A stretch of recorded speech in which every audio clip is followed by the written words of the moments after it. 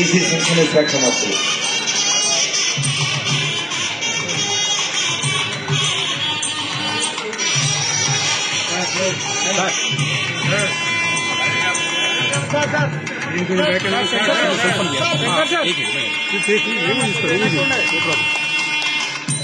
దీపానికి కిరణం ఆభరణం, రూపానికి హృదయం ఆభరణం. అటు హృదయము ఇటు మేధస్సులో ఆలోచన, హృదయంలో స్పందన ఉంటేనే అది యావత్ తెలంగాణ పౌరులకే ఆభరణం అంటూ ఎప్పటికప్పుడు తెలంగాణ పౌరుల్ని ప్రోత్సహిస్తూ సాగుతున్న తెలంగాణ ప్రభుత్వ కాంతికి ప్రతీక ఈ దీపం. ఇది వెలుగుతున్న ఈ దీపం శ్రమ ఫలిత రూపం. నేడే శుభాకాంక్షలు మరోమారు యావత్ ప్రజానీకానికి అందజేస్తూ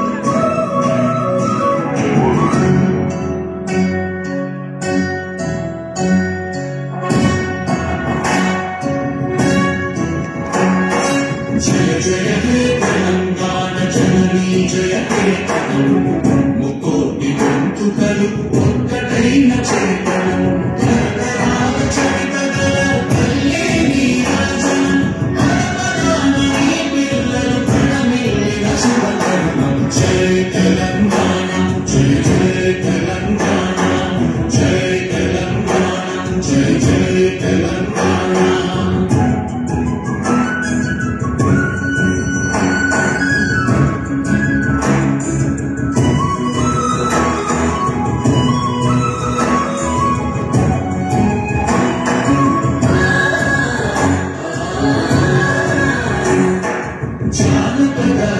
జీవన చావడీలు చాకుమార కవిగాయక వైతాళిక ప్రణద మంచీనాలు జాతిని జాగృత పరచే దీగాన జనజాతన అనునిత్యం నీ గానం అమ్మనీవ నాగానం. జై తెలంగాణ, జై జై తెలంగాణ, జై తెలంగాణ, జై జై తెలంగాణ.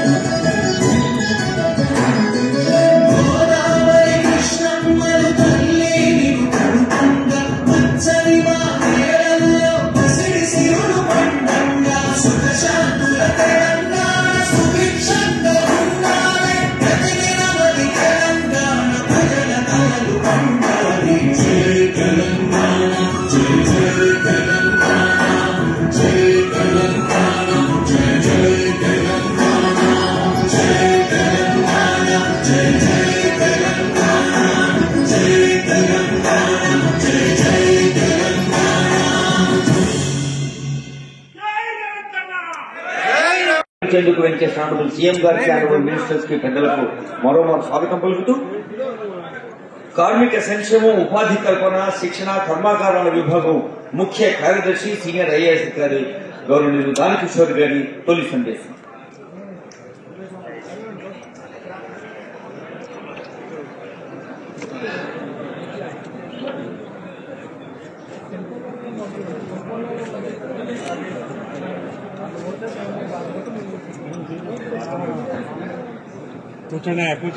అందరికీ నమస్కారం. కార్మిక శిక్షణ ఉండాలా, ఈ రాష్ట్ర అభివృద్ధికి పాల్పడాలా, రాష్ట్ర ప్రభుత్వం గౌరవం పెరగాలని నిర్ణయించుకున్నారు. మా సీనియర్ కాంగ్రెస్లో గత ప్రభుత్వం పెట్టారు. తెలంగాణ భారతదేశానికి ఆదర్శంగా పడ్డది. రేవంత్ రెడ్డి గారు ఎటువంటి అవకతవకలు లేకుండా, బ్యూరోక్రటికల్ విలువలు లేకుండా ప్రజల దగ్గరకు పోయి చేసిండు. అటువంటి నాయకుడు మనకున్నాడు. ఇదే భవిష్యత్తులో ఇంకొక 50,000 ఉద్యోగాలు ఇవ్వడానికి సిద్ధంగా ఉన్నారు. కొత్త పప్పులను తేడానికి సిద్ధంగా ఉన్నారు. మహిళల అభ్యర్థులకు ఒక సృష్టి చేశారు. రైతుల విషయంలో చూడండి, ఉమ్మడి రాష్ట్రం ఉన్నా కూడా పండనన్ని ఒట్టు రేవంత్ రెడ్డి గారు లెక్క మన రాష్ట్రంలో పండింది. మీరు ఆలోచించండి. అంటే ఈ తెలంగాణ రాష్ట్రం ఉన్నాయి, ఆ సమస్యలు పవర్ శాఖ మంత్రి గాని, రెవెన్యూ మంత్రి గారు గాని, ముఖ్యమంత్రి గారు గాని, సింగరేణి కార్మిక సమస్యలు అధికారులు గాని, కార్మికులు గాని ఖచ్చితంగా తీరుస్తారనే ప్రకారం విశ్వాసం ఉంది. ఈ మినిమం వేసి కూడా సాధ్యమైన తొందరలో వారి అప్రూవల్ తీసుకుని ప్రకటించడానికి ప్రభుత్వం సిద్ధంగా ఉందని తెలియజేస్తూ నాకు ఈ అవకాశం ఇచ్చిన మీ అందరికీ ధన్యవాదాలు. సభాధ్యక్షత వహించిన మిత్రులు జనక్ ప్రసాద్ గారు, కార్యక్రమంలో పాల్గొన్న సహచార మంత్రివర్గ సభ్యులు పొంగులేటి శ్రీనివాసరెడ్డి గారు, సహచార మంత్రివర్గ సభ్యులు మిత్రులు హైదరాబాద్ ఇన్ఛార్జ్ పొన్నం ప్రభాకర్ గారు, మిత్రులు శాసనసభ్యులు రాజ్ ఠాకూర్ గారు, మిత్రులు శాసనసభ్యులు కాళే యాదయ్య గారు, ప్రభుత్వ సలహాదారులు హర్కర వేణుగోపాలరావు గారు, అదేవిధంగా వేదిక మీద ఉన్న అధికారులు, మేడే ఉత్సవాల సందర్భంగా ఇక్కడికి విచ్చేసిన కార్మిక సోదరులకు అందరికీ కూడా మేడే సందర్భంగా శుభాకాంక్షలు తెలియజేస్తున్న మిత్రులారా, మీ శ్రమశక్తి, మీ చెమట చుక్కలు ఈ ప్రపంచ అభివృద్ధికి బాటలు వేసినాయి అనడంలో ఎలాంటి అతిశయోక్తి లేదు. ప్రపంచంలో ఎన్నో ఉద్యమాలు, ఎన్నో పోరాటాలు శాశ్వత పరిష్కారం చూపించకుండా, అభివృద్ధి బాటలు వేయకుండా అర్ధాంతరంగా ముగుస్తూ ఉంటాయి. కానీ 139 సంవత్సరాల క్రితం చికాగోలో మొదలైన ప్రపంచ కార్మికులారా ఏకం కండి, పోరాడితే పోయేదేమీ లేదు, బానిస సంఖ్యలు తప్ప అని కార్ల్ మార్క్స్ పిలుపును తీసుకొని అక్కడ మొదలైన పోరాటం ప్రపంచ కార్మికులను ఏకం చేసి ప్రపంచంలో మే 1 తారీఖు కార్మిక దినోత్సవంగా జరుపుకొని కార్మికుల సమస్యలనే కాదు, కార్మిక శ్రమశక్తిని, కార్మికుల యొక్క త్యాగాలను చర్చించుకోవడానికి ఈ సందర్భాన్ని, కార్యక్రమాన్ని ప్రపంచవ్యాప్తంగా వినియోగించుకుంటున్నాం. ఈరోజు తెలంగాణ రాష్ట్ర ప్రభుత్వం ఈ కార్యక్రమాన్ని అధికారికంగా నిర్వహించడమే కాకుండా ఈరోజు ప్రధానంగా తెలంగాణ ఉద్యమంలో భాగస్వాములైన సింగరేణి కార్మికులు, ఆర్టీసీ కార్మికులు, విద్యుత్ కార్మికులు, అసంఘటిత కార్మికులు, నూతనంగా గిగ్ వర్కర్స్ కూడా ఈరోజు ఈ కార్యక్రమంలో పాల్గొని తెలంగాణ రాష్ట్ర సాధనలో, ఈ కార్మికుల యొక్క పాత్ర సాధనలో మీ ప్రయత్నాలను గుర్తు చేసుకునే సందర్భం ఇదని చెప్పి నేను తెలియజేయదలుచుకున్నాను. మిత్రులారా, ఏ దేశమైనా ఆర్థిక రంగంలో అభివృద్ధి జరగాలి అని అంటే పరిశ్రమలు రావాలి, పెట్టుబడులు పెట్టాలి. ఉత్పత్తి జరగాలి అంటే కార్మికుల యొక్క రక్తం చెమటగా మారి 12 గంటల వరకు మీరు పోరాటాలు, మీరు పని చేయడం వల్లనే ఈ రోజు అభివృద్ధి జరిగింది. ఆనాటి మీ పోరాటాల వల్ల పని గంటలు 12 నుంచి 8 గంటలకు మార్చడమే కాకుండా వారానికి ఒక రోజు సెలవిచ్చే మీ పోరాటాల వల్ల కార్మికులకు వారానికి ఒక రోజు సెలవు. రాష్ట్ర ఉద్యమంలో క్రియాశీలక పాత్ర పోషించిన సింగరేణి కార్మికులను, ఆర్టీసీ కార్మికులను, అదే విధంగా విద్యుత్ శాఖ కార్మికులను, అసంఘటిత కార్మికులను ఆదుకోవాలన్న ఆలోచనతో ఎన్నో పరిపాలనమైన నిర్ణయాలను సవరించుకుంటూ, సరిచేసుకుంటూ వచ్చిన తెలంగాణ రాష్ట్రంలో 10 సంవత్సరాల విధ్వంసాన్ని సరిదిద్దుకుంటూ ముందుకు వెళ్తున్నాం.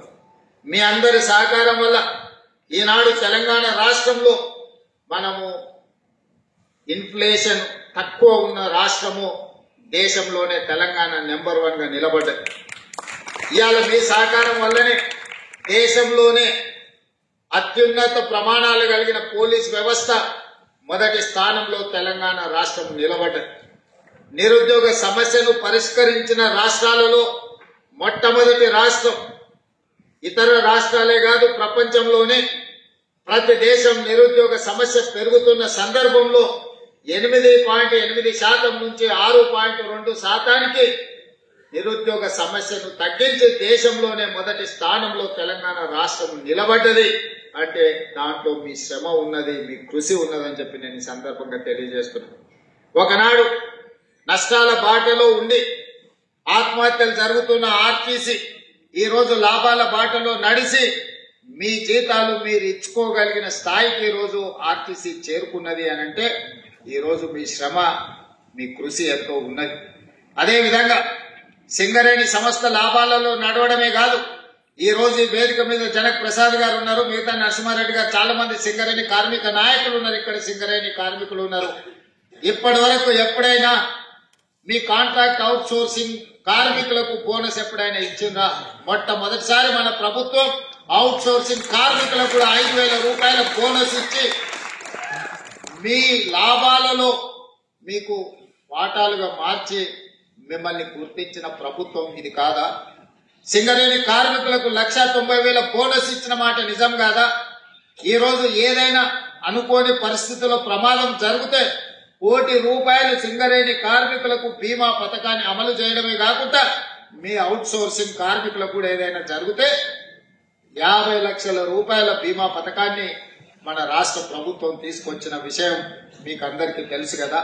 ఇదే కాదు, ఈరోజు తెలంగాణ రాష్ట్రం నుంచి పబ్లిక్ సర్వీస్ కమిషన్ పోటీ పరీక్షలకు ఎవరు ప్రిపేర్ అయినా ప్రతి పేదవాడికి సింగరేణి నుంచి ప్రిలిమినరీ ఎగ్జామ్స్ పాస్ అయితే 1,00,000 రూపాయలు, మెయిన్ ఎగ్జామ్స్ రాయడానికి వెళ్లే వాళ్ళకు కూడా 1,00,000 రూపాయల పథకాన్ని సింగరేణి నుంచి మొదలుపెట్టి ఈసారి ఐఏఎస్లు ఐపీఎస్లల్లా అత్యధికంగా ఈ రాష్ట్రంలో నుంచి మనం ఎంపిక కావడానికి, వాళ్ళు ఢిల్లీలో శిక్షణ పొందడానికి ఈ రోజు సింగరేణి సంస్థ నుంచి మనం సహాయాన్ని అందించినాం. అదేవిధంగా ఈరోజు విద్యుత్ కార్మికులు, విద్యుత్ వ్యవస్థ పూర్తిగా చిన్నాభిన్నం అయిపోయి దివాలా తీసి ఉప్పగూలే పరిస్థితులు వచ్చింది. సదరన్ డిస్కామ్ గాని, నార్థన్ డిస్కామ్ గాని, జెన్కో గాని, ట్రాన్స్కో గాని ఈ రోజు పూర్తిగా దెబ్బతిని 1,000 కోట్ల రూపాయల అప్పుల్లో మింగిపోయినాయి. 10 సంవత్సరాలు ఈ సంస్థల్ని నిర్లక్ష్యం చేయడం వల్ల ఈ రోజు ఆ సంస్థలు కుప్పగూలే పరిస్థితి వచ్చింది. అందుకే ఈరోజు ఒక పద్ధతి ప్రకారం సింగరేణి సంస్థల్ని లాభాల బాటలో నడిపించడమే కాదు, బొగ్గు ఉత్పత్తి పెంచి మీకు భవిష్యత్తులో కొత్త గనులను కూడా కేటాయించాలని, కొత్త గనులను తెరవాలని, నూతన ఉద్యోగ ఉపాధి అవకాశాలు కల్పించాలని ఈరోజు ప్రయత్నం చేస్తున్నాం. మీ కారుణ్య నియామకాలకు సంబంధించి గతంలో ఎన్ని నిబంధనలు ఉండేనో, ఎంత అవినీతి ఉండేనో మీకు తెలుసు. కానీ మన ప్రభుత్వం వచ్చిన తర్వాత కారుణ్య నియామకాలను సరళీకృతం చేయడమే కాకుండా దాదాపుగా 400 పైచిలకు కారుణ్య నియామకాలు సింగరేణి సంస్థలో మనం చేపట్టడం జరిగింది. అదేవిధంగా ఆర్టీసీలో కూడా కారుణ్య నియామకాలు జరగకపోతే మా మంత్రి పొన్నం ప్రభాకర్ గారు ప్రభుత్వంతో మాట్లాడి కారుణ్య నియామకాలను ఆర్టీసీలో కూడా చేపట్టడం జరిగింది. ఈ రకంగా కార్మికుల యొక్క అభ్యున్నతి కోసం, కార్మికుల యొక్క సంక్షేమం కోసం ఈ రాష్ట్ర ప్రభుత్వం ప్రయత్నం చేస్తున్నది. కార్మికుల సంక్షేమమే మా రాష్ట్ర ప్రభుత్వం యొక్క విధానం అనే విధంగా ఈ రోజు ముందుకు తీసుకెళ్లడం జరుగుతుంది. మీతో ఏ సందర్భం వచ్చినా మీతో మాట్లాడుతున్నాం, మీతో కలుస్తున్నాం. కార్మికులు అంటే మా సోదరులన్న భావన ఈ రోజు తెలంగాణ రాష్ట్రంలో మేము కల్పించగలిగినాం. ఇవాళ అసంఘటిత కార్మికుల గురించి ఆలోచనే చేయలేదు. ఈ రోజు అసంఘటిత కార్మికులందరినీ ఒక దగ్గరికి పట్టుకొచ్చి రాష్ట్ర ప్రభుత్వం తొందరలో తీయబోయే పాలసీలో వాళ్ళందరి సూచనలు, సలహాలు తీసుకున్నాం. ఈ రోజు దేశానికే ఆదర్శంగా ఉండే విధంగా గిగ్ వర్కర్స్ విధానాన్ని ఈ రోజు తెలంగాణ రాష్ట్ర ప్రభుత్వం తీసుకురాబోతుంది. అందరి అభిప్రాయాలు తీసుకొని ఈ మొన్న జరిగిన భారత్ సమ్మిట్ లో ప్రపంచ దేశాల నుంచి వచ్చిన కార్మిక సంఘాల నాయకుల నుంచి కూడా మనం అభిప్రాయాలు తీసుకోవడం జరిగింది. ఇవన్నీ మీరు అండగా నిలబడి ఈ ప్రభుత్వాన్ని అధికారంలోకి, ఈ పార్టీని తెచ్చినందుకే ఇవన్నీ సాధ్యమైంది. ఆనాడు రాహుల్ గాంధీ గారు కన్యాకుమారి నుంచి కశ్మీర్ వరకు 150 రోజులు 4,000 కిలోమీటర్ల పాదయాత్ర చేస్తూ మండు టెండలో, మంచు కొండల్లో మిమ్మల్ని అందరినీ కలిసి మీ ఆలోచనలు పంచుకొని ఆనాడు కార్మికులను, విద్యార్థులను, నిరుద్యోగ యువకులను రైతు కూలీల సంఘాలను కలిసి వాళ్ళు వెలుపుచ్చిన అభిప్రాయాలను రాహుల్ గాంధీ గారు సేకరించి ఈ రోజు కులగణన చేపట్టాలి అని చెప్పి ఆదేశాలు ఇచ్చారు. వారి సూచన మేరకు తెలంగాణ రాష్ట్ర ప్రభుత్వం చేపట్టిన కులగణన ఈ రోజు దేశానికి ఆదర్శమైంది. తెలంగాణ రాష్ట్ర ప్రభుత్వం చేసిన చట్టం ఈ రోజు కేంద్ర ప్రభుత్వం దేశంలో కూడా జనగణనలో కులగణన చేర్చి తొందరలోనే ఎవరు ఎంతమంది ఉన్నారో తేలుస్తామని చెప్పి ఈరోజు కేంద్ర ప్రభుత్వం ప్రకటించింది అని అంటే ఈ రోజు మీరందరూ అండగా నిలబడి తీసుకొచ్చిన ప్రభుత్వం తీసుకుంటున్న చర్యల వల్లనే ఈ రోజు పేదవాళ్లకు న్యాయం జరుగుతున్నది. అందుకే మిత్రులారా, ఈ రోజు కార్మిక సంఘాల నాయకులకు నేను విజ్ఞప్తి చేస్తున్నా. 60 సంవత్సరాలు 16 మంది ముఖ్యమంత్రులు 72,000 కోట్ల రూపాయలు అప్పు చేస్తే ఒక వ్యక్తి, ఒక పార్టీ, ఒక కుటుంబం 10 సంవత్సరాలలో 7 లక్షల కోట్ల రూపాయలు అప్పు చేసింది. పోనీ 7 లక్షల కోట్ల రూపాయల అప్పుతోనే ఎక్కడైనా ఏదైనా అభివృద్ధి జరిగిందా మీరు ఆలోచన చేయండి. మీ కార్మికులకు ఏదైనా మేలు జరిగిందా? చనిపోయిన కార్మికుల పట్ల మానవత్వంతో ఎప్పుడైనా ఆలోచన చేసిందా? ఆర్టీసీ కార్మికులు ఆనాడు ధర్నా చేసి ఆనాడు మీరు ఉద్యమం చేస్తే 50 మంది కార్మికులను పొట్టన పెట్టుకున్నారు, కానీ మీతోని మాట్లాడలేదు. మరి మేము వచ్చిన తర్వాత ఈ రోజు ఆర్టీసీని గాడిలో పెట్టి ఈ రోజు లాభాల వైపు నడిపించే ప్రయత్నం చేస్తున్నాం. ఆర్టీసీ కార్మికులకు నేను విజ్ఞప్తి చేస్తున్నాను, మళ్ళీ సమ్మె అని చర్చలు చేస్తున్నాను. దయచేసి ఈ సంస్థ మీది. ఈ సంస్థను ఏ మాత్రం పట్టింపులకో రాజకీయ నేపథ్యంలో ఎవరైనా ప్రోత్సహిస్తే, మనం ఏదైనా ఒక నిర్ణయం తప్పుగా చేస్తే మొత్తం సంస్థనే దెబ్బతినే పరిస్థితి ఈ రోజు ఉంది. అదే కాదు, ఇవాళ మీరు ఆలోచన చేయండి, 7 లక్షల పైచిలకు కోట్ల రూపాయల అప్పులు రాష్ట్ర ప్రభుత్వం మీద ఉన్నాయి. ఆయన 50,000 కోట్ల రూపాయల కాంట్రాక్టర్ల బిల్లులు పెండింగ్ పెట్టాడు. బొగ్గు సరఫరా చేసిన సింగరేణికి 20,000 కోట్ల రూపాయలు పెండింగ్ పెట్టాడు. అదే విధంగా వ్యవసాయానికి ఉచిత విద్యుత్తు అందించిన విద్యుత్తు శాఖకు దాదాపుగా 25-30,000 కోట్ల రూపాయలు పెండింగ్ పెట్టాడు. ఇట్లా ఇంకొక 1,29,000 కోట్ల రూపాయలు వివిధ సంస్థలకు బకాయిలు పెట్టిండు. చంద్రశేఖరరావు గారు డిసెంబర్ 7, 2023 నాడు మాకు అధికారం అప్పజెప్పినప్పుడు 8,29,000 కోట్ల రూపాయల అప్పులు మా చేతికి అందించిండు. ఇందులో 7,11,000 కోట్ల రూపాయలు వివిధ బ్యాంకులల్లా వివిధ సంస్థలల్లా ప్రభుత్వం పూచీకత్తు పెట్టి అప్పులు తెస్తే మిగతావి వివిధ సంస్థలలో ఉద్దెర పెట్టిండు. ఉద్దెర మన గ్రామాలలో ఉంటది. కిరాణం కొట్టోడో లేకపోతే బట్టల కొట్టో చాపోడో మనకు తెలిసినోడు ఉంటాడు. దానికి ఒప్పందాలు ఇన్స్టాల్మెంట్స్ ఏముండవు. ఊర్లో మనకుండే గౌరవం కొద్ది అప్పిస్తారు. అట్లాంటి అప్పులు విద్యుత్ శాఖ దగ్గర, అట్లాంటి అప్పులు సింగరేణి సంస్థ దగ్గర, ఇట్లా వివిధ కాంట్రాక్టర్లు చేసిన పనులకు నిన్న మన సర్పంచులు నిరసన తెలిపిందని వారు మన అంటున్నారు. మేము వచ్చినాక సర్పంచులే లేరు కదా మిత్రమా. మేము అధికారం రాకంటే ముందే సర్పంచుల పదవీ కాలం ముగిసిపోయింది. మరి మేము సర్పంచులకు ₹1 పని కూడా ఇవ్వలేదు. పని ఇద్దామన్న సర్పంచులే లేరు. ఇవాళ సర్పంచులకు బకాయిలు ఉన్నాయంటే ఆ ప్రభుత్వం ఆనాడు వారు పెట్టిపోయిన బకాయిలే కదా. ఇట్లాంటి బకాయిలు, కాంట్రాక్టర్ల బకాయిలు, సర్పంచుల బకాయిలు, విద్యుత్ శాఖ బకాయిలు, ఆర్టీసీ కార్మికుల బకాయిలు ఈ రోజు ప్రతి సంస్థకు పుట్టిన కాడల్లా బ్యాంకులు దొరికితే బ్యాంకులో తెచ్చిండు, ఊరి మీద దొరికితే ఊరి మీద తెచ్చిండు, చేబదులు దొరికితే చేబదులు తెచ్చిండు.